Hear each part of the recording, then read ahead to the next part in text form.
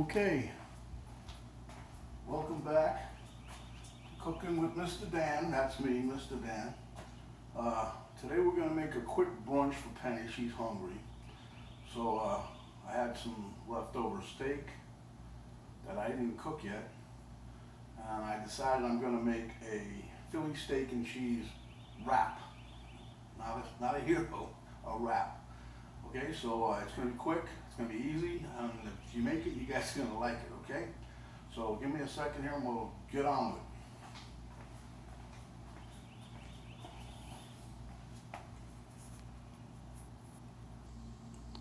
Okay, as you can see, the ingredients are few, but they are nice. They're powerful tasting ingredients. First, in that little black container is my salt and pepper mix. The dish in front has some sliced onion. Behind that, some red pepper flakes, that's optional. Then I have in the foreground here some steak that I started slicing. That's when I got the idea, oh, let me show these guys how to do this. Then we have the Extreme Wellness Wraps. That's a plain one. We had tomato and basil, but I just decided to use these. And then I have the provolone cheese and the olive oil. And the reason for the olive oil is just to put a little bit in the pan. Okay, we'll get to it. Okay, so I'm gonna cut a little more steak and I'll show you how I do it. Really, this piece of meat is still really cold. I had it semi-froze, but then I started slicing it, and then I got the idea to do this. But anyway, when it's frozen, it's a little nicer to slice really thin. But watch your fingers and just slice up real thin pieces where you can almost see through them if you can get them like that. This one, I got to work at a little bit more. Like I said, it's been sitting there for about 10 minutes.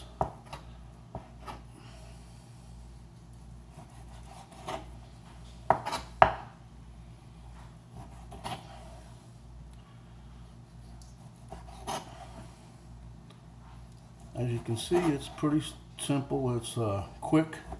Just watch your fingers. Don't try to do no Benihana stuff. You'll draw back a nub. I don't think that'll go too good with your Philly steak and cheese wrap.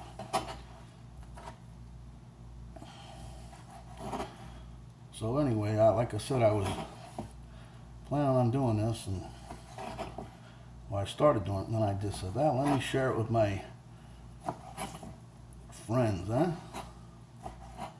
Okay, then what you do, after you slice all this as thin as possible, it don't have to be uniform or anything like that, but then you just take it and just start chopping it into smaller pieces. And that's where it cooks quick. You don't want to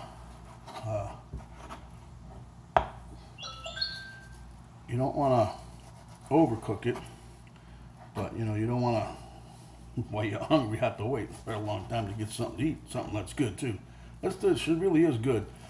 I was thinking of it one day, and I told Penny, and she's like, go ahead and try it. So I did.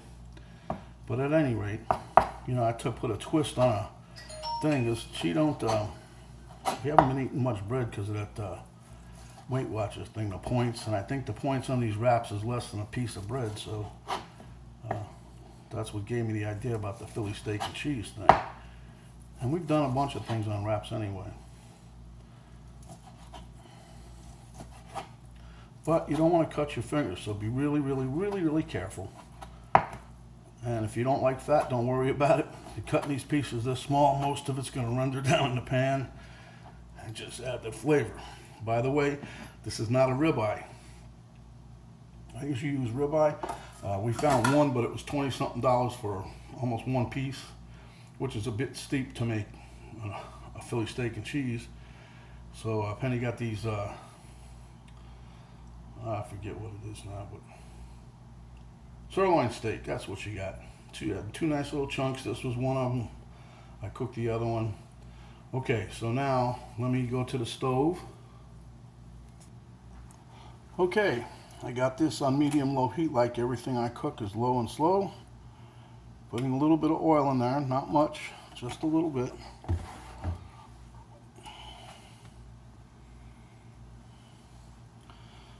It's going to be like real quick. Once this starts cooking, it's going to go fast, especially after I throw the meat in there. But as you can see, I got my provolone already plated up. just slide your onions in there and let them start to cook. You want to try to get these slightly, a little brown if you want, but once these start cooking, it just smells great. I'm going to get a little bit of, probably I didn't put that on the list, but I like garlic, so I'll probably get some and throw it in there after a while. But anyway, yesterday we put an order in for Walmart, our weekly shopping thing, so we have to go pick it up now, but which I like. It's convenient. You pull up and they just load it back in the back of your car. Get everything, pretty much everything you want, and sometimes I have to do substitutions. So I had ordered some Jimmy Dean hot sausage, and they didn't have any. It's out of stock, right?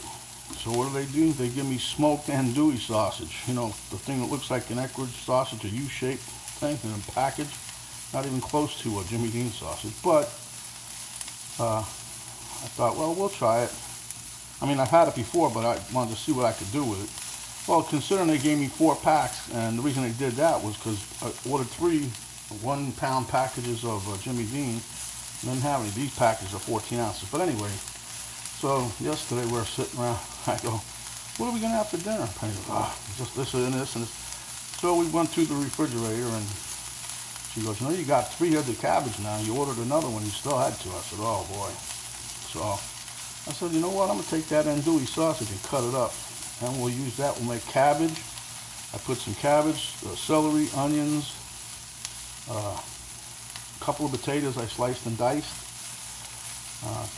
carrots, I think I said that, but cook that up. First I cooked the andouille sausage. I sliced it, pretty thin. Got a big pile of it in the pan, so I cooked that first. And then I got a pot. When I got a pot, Penny started getting nervous, I think, because, well, you got to take a head of cabbage, and when you cook it down, there's a lot in there to start with, but then it renders, and you don't got that much. But anyway, so we did that, and both of us tasted the andouille after I sauteed it a little in the pan. We both liked it, so Penny said that'll probably be good with the cabbage. So hence another dish was born, which it really tasted good. So we'll probably be sharing that one too after a while. But let me go for a second while these onions are starting to get brown, and we'll be back. Okay, back again. Like I said, we're just about there with the onions. I'm taking a teaspoon of garlic. I put it in there. I don't know. I don't think they do that in a real Philly steak and cheese. However, I like garlic, so this is my version anyway. It's not a... Anyway, I stir this around. Sometimes if you look in the description, sometimes I write, when you get the aroma up your nose, it's time to add whatever else, because you don't want to burn the garlic. And see, right now you're getting a nice garlic aroma coming from the pan, so I guess that means it's time to throw in the meat. So just add all your meat.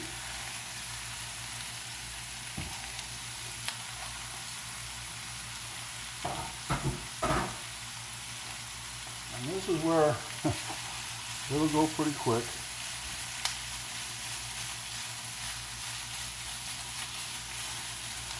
You want to keep all your, just mix it up. It's all going to go together anyway. So when you're cooking,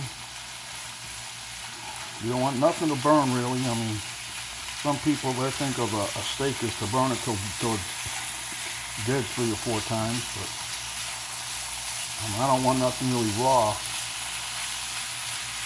But a little pink's okay, but when you're making this here, I think like a fairly well done. But anyway, this sirloin comes out really nice and tender when you cook it like this, and it's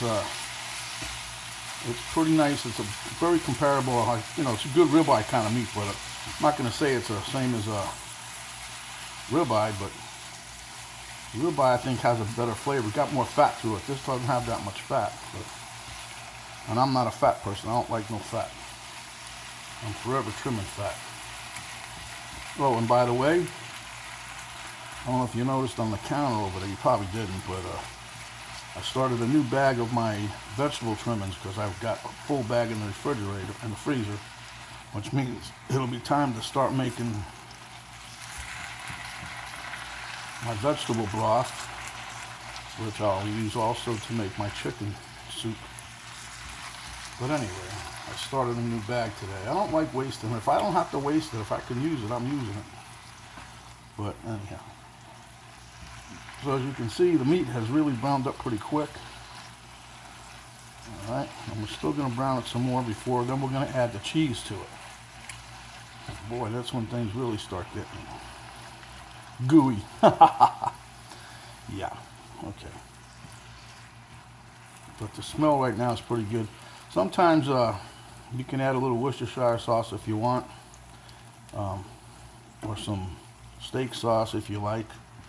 I put different things in this before, but I don't like putting salt and pepper till it's just about done cooking, because I don't want to pull any excess moisture out of the meat that could be, you know, makes it juicy. So, and salt will do that.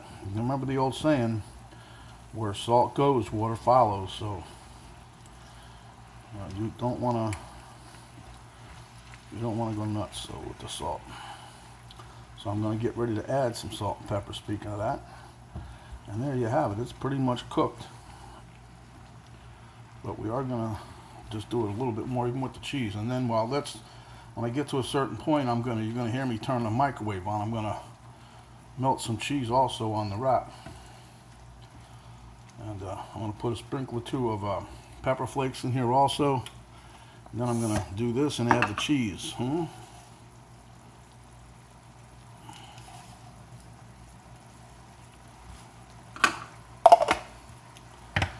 Okay, got some pepper flakes.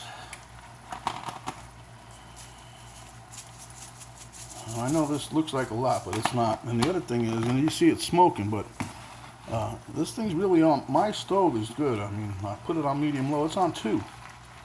This is on number 2. That's kind of crazy, but that's why I say medium low. Some people put their thing on medium, and that's like 5 or 6 to them, but that to me is like high. So. Okay, so what you do is then you just take and plop your cheese in. Okay, and Penny likes a lot of cheese, so I would have probably just did maybe 2.5. And you start to let it melt a little bit, and as it melts, then what you're going to do is go crazy with the stirring. You're going to stir it around some more. See how it's starting to melt now? It'll be getting gooey here in a minute. One time I made these and I used mozzarella cheese. Boy, that was a gooey mess. There was stringies everywhere. But it turned out okay. Cheese is cheese. Okay, so then you just start mixing it around, see? Alright. I know this looks like a lot of juice also, but I'm going to try not to get too much juice on the sandwich. Might use that slotted spoon over there. Oh, the way this is going, I could probably use a colander or something. Got a lot of juice today, I don't know. But it's going to be really good. If you can smell this right now, I know, smell-o-vision. Everybody says that, but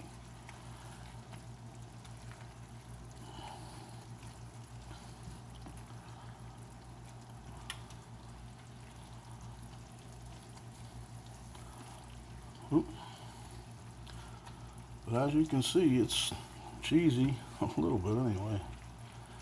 And then once you put a piece of cheese on the thing, you got even more cheese, so.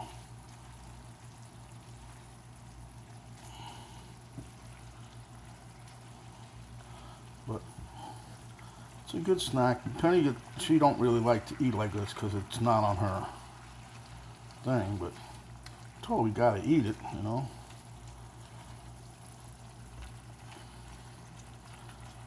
Okay, let me turn on the microwave here. And that, you only heat that up for like 15 seconds or whatever.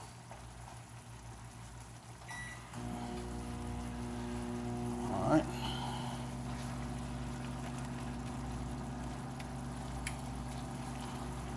Alright, we'll be back when I start to wrap, okay?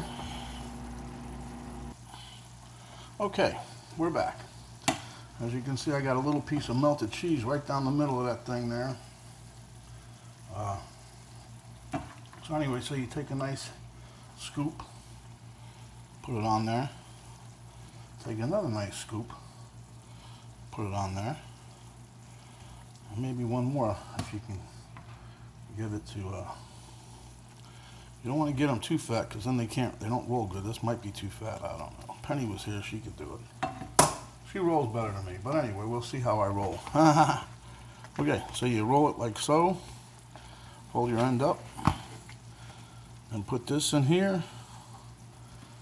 I had to take a spoon and push this back. This is a loaded one, but I'm sure Penny will like it, so. And I just try to fold it as good as I can. I'm not really good at folding, but there you have it. A nice little wrap. Stays together pretty good actually, but that one was a little packed, so, but Penny can handle it. Okay, so there you have it, and I'll make mine and we'll come back for the taste test. Okay, so here we have our Philly steak and cheese wrap, and we're going to give it a little taste test here. You know I'm going to like it. Everything I cook I like.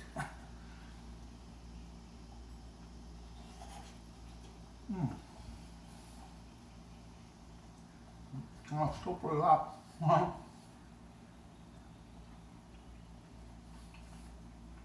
Got a little pepper flake there. Got a bunch of cheese. Steak's nice and tender, the onions are there. Anyway, it's just a quick sandwich. Easy to make, anybody can do it. Give it a try, think you'll like it. So if you like today's video, give me a thumbs up. If you want to share it, share it. If you haven't subscribed yet, please do so and hit that notification button. For the next time I put out a video, you'll be notified. Okay, one more bite.